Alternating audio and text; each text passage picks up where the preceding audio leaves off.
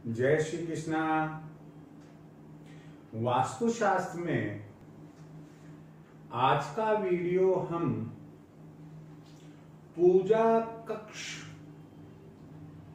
भवन में कहाँ होना चाहिए, कैसा होना चाहिए, रंग रोशन कैसा होना चाहिए, साइज कैसी होनी चाहिए, इन सब पर विचार करेंगे। पूजा कक्ष एक भवन की, एक घर की आत्मा होती है।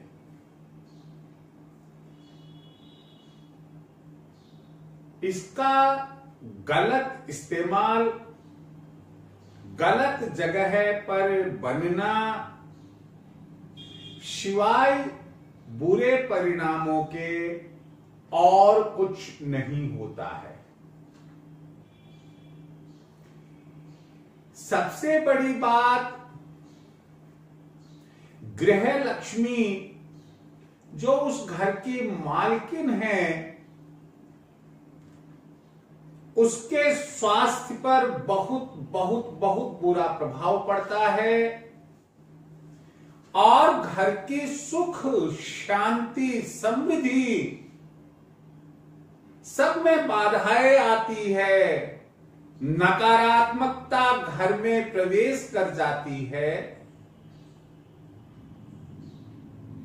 इसलिए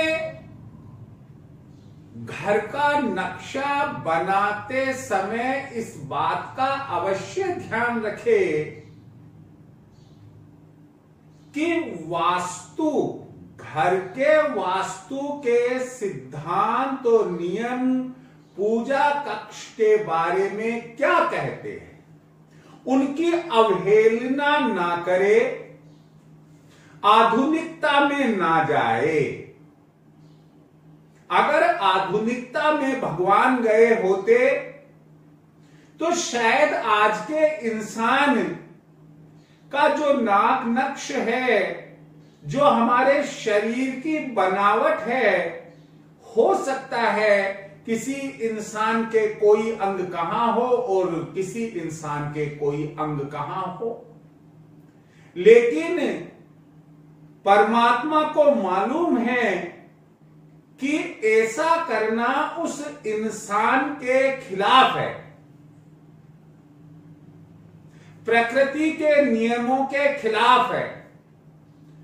जिस जीव को उत्पन्न करना, उसका पालन करना परमात्मा चाहता है,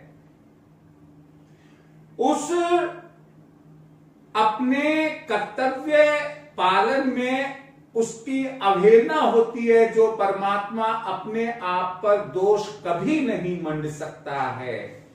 हम अधिक समय ना लेते हुए अपने विषय पर आएंगे, परंतु उसके पहले मैं आपसे एक बात कहना चाहूंगा। कोई शक नहीं है कि आप लोग वास्तु ज्योतिष का मेरा चैनल देख रहे हैं, सुन रहे हैं, लेकिन अभी भी कई ऐसे व्यूअर्स हैं कि जो आज तक जिन्होंने मेरे चैनल को सब्सक्राइब नहीं किया, बेल आइकन नहीं पुश किया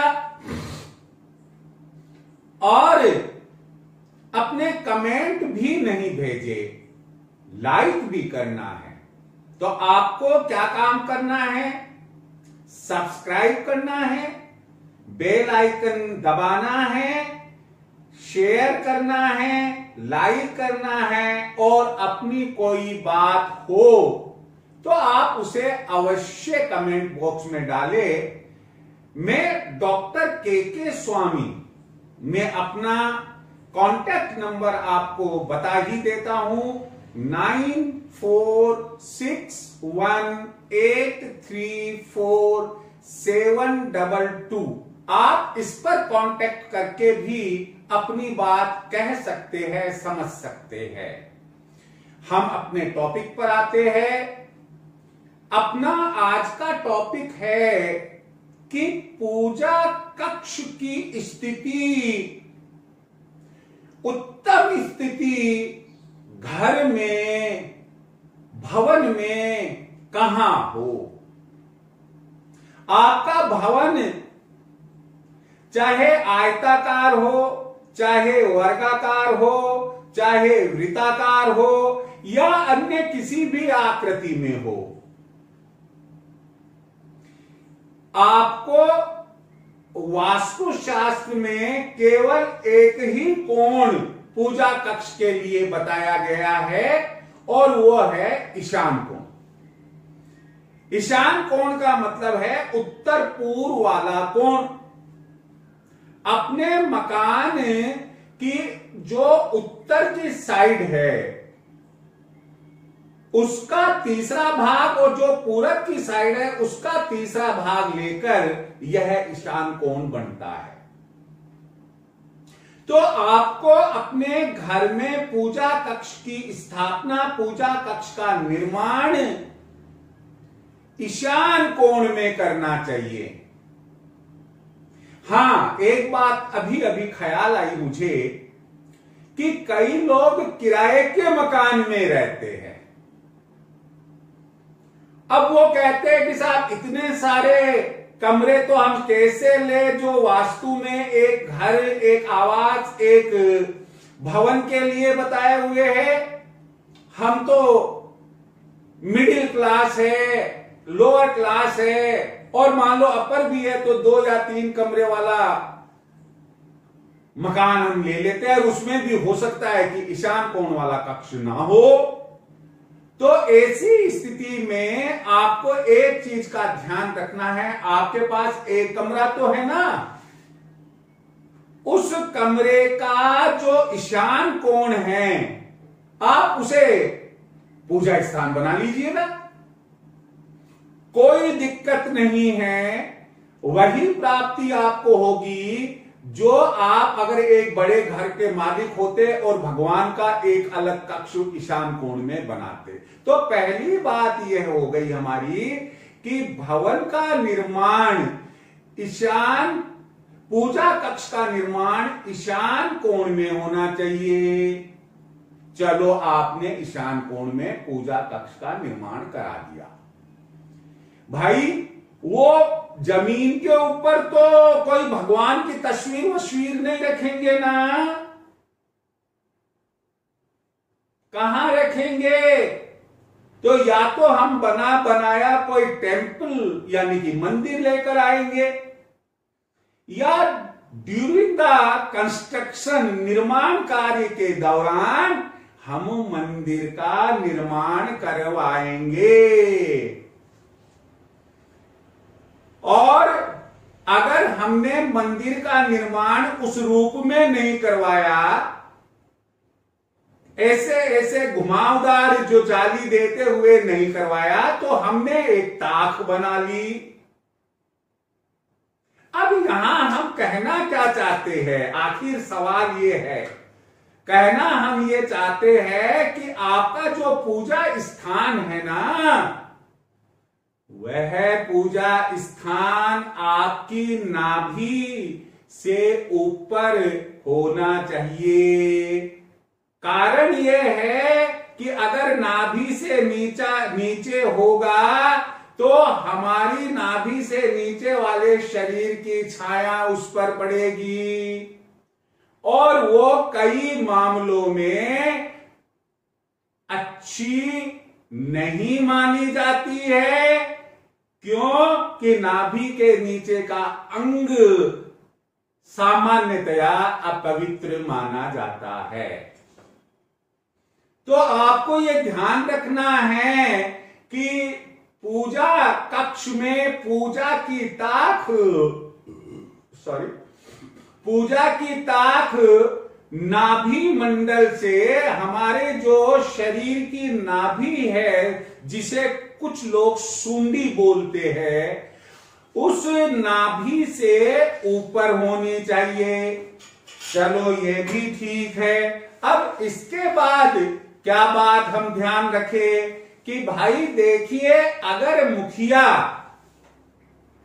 और परिवार के अधिकांश सदस्य अपने ब्रेन से कोई प्रोफेशन कर रहे हैं, नौकरी कर रहे हैं और उन्हें ब्रेन की आवश्यकता है, ज्ञान की आवश्यकता है, तो जो ईशान कोण में आपने ताक बनाई वो उत्तर ईशान में बनवावे, ताकि आप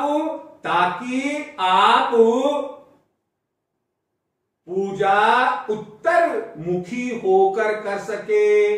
उत्तर दिशा मां सरस्वती की होती है, उसकी आराधना हम कर सके। लेकिन अगर मुझे पूंजी चाहिए, धन चाहिए, मेरा व्यापार चल रहा है, तो ऐसी स्थिति में घर में पूजा कक्ष, पूजा की ताक आप पूरब दिशा में यानी कि पूरब ईशान में बनवाए। मान लो कि दोनों ही तरह के सदस्य मौजूद है, तो ऐसी परिस्थिति में आपको पूरब ईशान में पूजा की ताक बनवानी चाहिए। कारण यह है कि जो उत्तर दिशा की तरफ मुंह करके पूजा करेगा उस पूजा कक्ष में, तो उसके दाहिने यानी कि पूरब ईशान में भगवान होंगे। और हमेशा गाय, भगवान, गुरु, माता पिता ये सब दाहिने अंग ही रहने चाहिए। लेकिन गलती से आपने उत्तर ईशान में पूजा कक्ष बनवाया, तो जब आप पूरब की तरफ आराधना करेंगे, पूजा अर्चना करेंगे पूरब दिशा में मुंह करके, तो भगवान आपके वाम भाग में यानी बाएं भाग में आ जाएंगे, जो अच्छा नहीं होता है। तो इस चीज का आप ध्यान रखें और इसे ध्यान में रखते हुए पूजा कक्ष में पूजा की ताक बनाएं। अब भवन निर्माण के समय जब आपने नक्शा बनाया, इंजीनियर आपसे पूछता है कि साहब बताइए साइज क्या होगा, master bedroom, kitchen, guest room, drawing room, dining room, study room और पूजा कक्ष। तो आप ध्यान रखिए कि ये जो नैऋत्य कोण, आग्नेय कोण और वायव्य कोण में जो कक्ष बनेंगे, उन सबसे छोटा कक्ष ईशान कोण यानी कि पूजा कक्ष में बनेगा। तो पूजा कक्ष बाकी 3 कोणों में हम जानते हैं, वो आगे बताएंगे भी। मास्टर बेडरूम हम बनाते हैं नैऋत्य कोण में, मेहमानों का कमरा बनाते हैं हम वायव्य कोण में, आग्नेय कोण में रसोई बनाते हैं।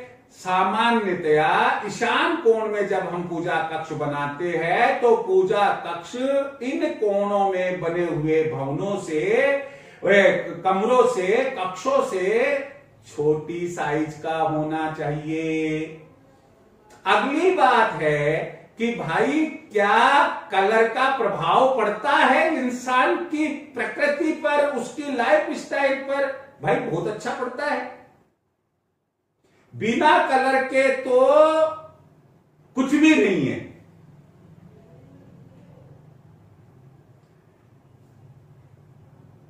आप पूजा कक्ष में सफेद, ऑरेंज, लाइट येलो ये कलर्स करवाएं। क्यों? क्योंकि लाल कलर अगर हम करवाते हैं तो वह अग्नि का द्योतक है, क्रोध उत्पन्न होता है, वर्शिप की भावना, पूजा की भावना उसमें कम पनपती है। तो शांत वातावरण में हमें पूजा करनी है, माला फेरनी है, भगवान को नहना स्नान कराना है, भोग लगाना है, आरती बोलना है, ये सब काम करने के लिए पूजा कक्ष का कलर जहां तक हो सके सफेद कलर रखिए।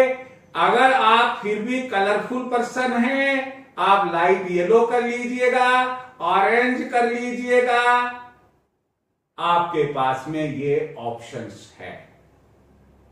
पूजा कक्ष के लिए अगला बिंदु जो ध्यान रखने योग्य है वह यह है कि पूजा की ताक के ठीक सामने कोई दर्पण नहीं होना चाहिए।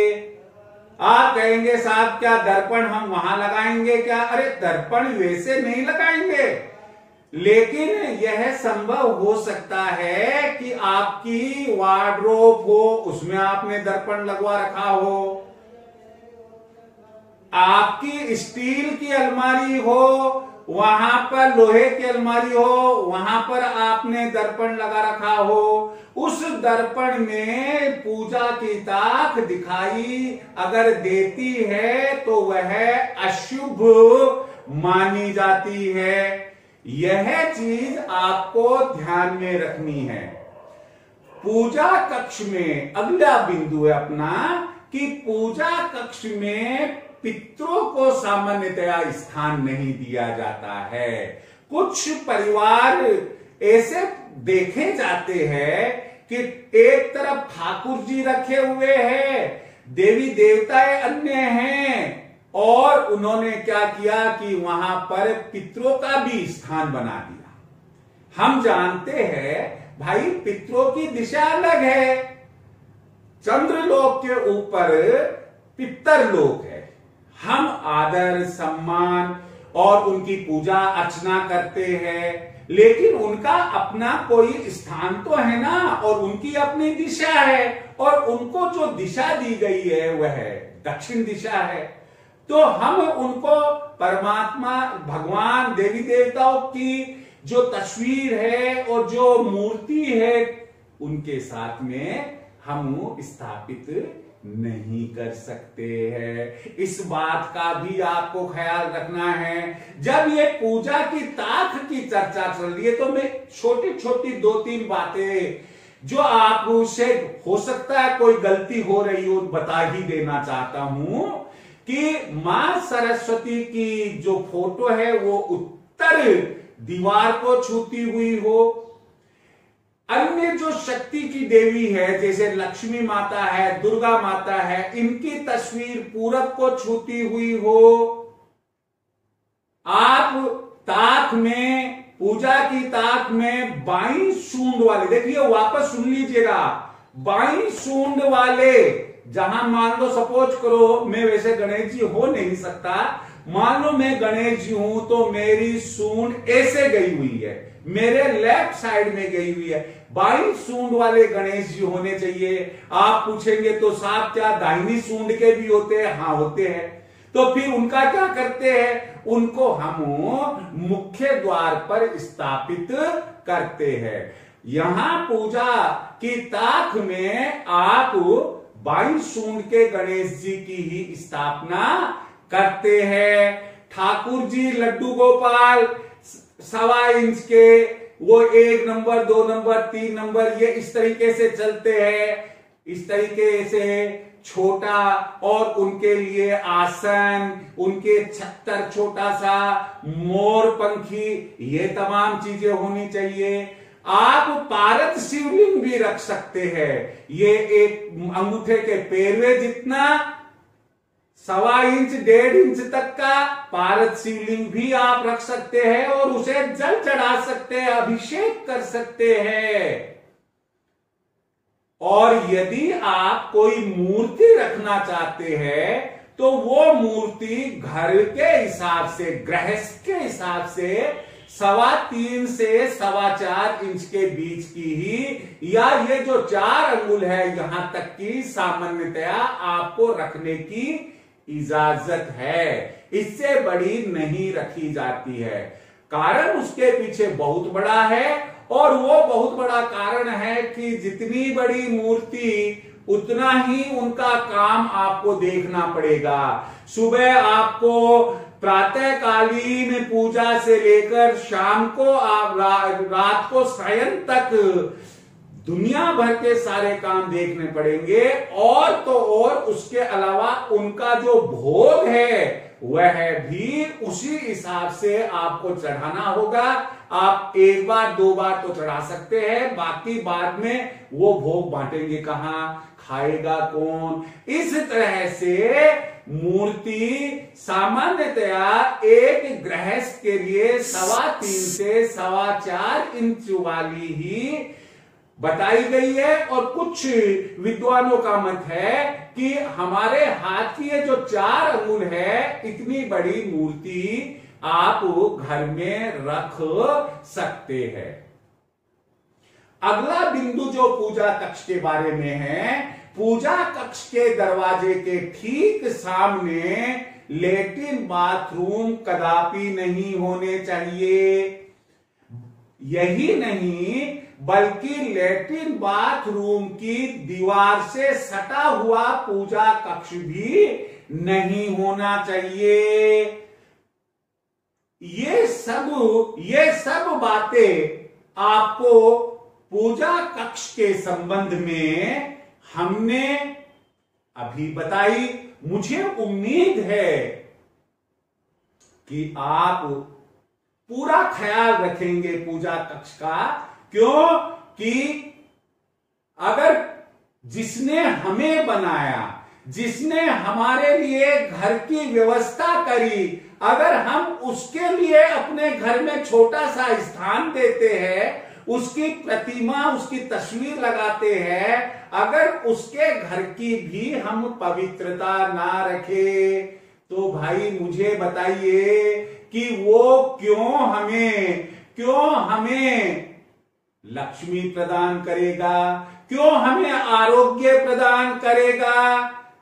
इसलिए आपको जो जो बिंदु हमने बताए हैं, हमें उम्मीद है कि आप इन बिंदुओं को बड़े ध्यान से सुनेंगे, देखेंगे। आपको फिर मैं एक बार कह देता हूं कि देखो भाई, आप देखिए वीडियो को शुरू से आखिर तक। आप वीडियो फॉरवर्ड करें, बेल आइकन दबाएं। आपको चाहिए आप अपने दोस्तों को, रिश्तेदारों को शेयर करें, और अपना कोई कमेंट हो उसे दे, और वीडियो को लाइक करें। जय श्री कृष्णा।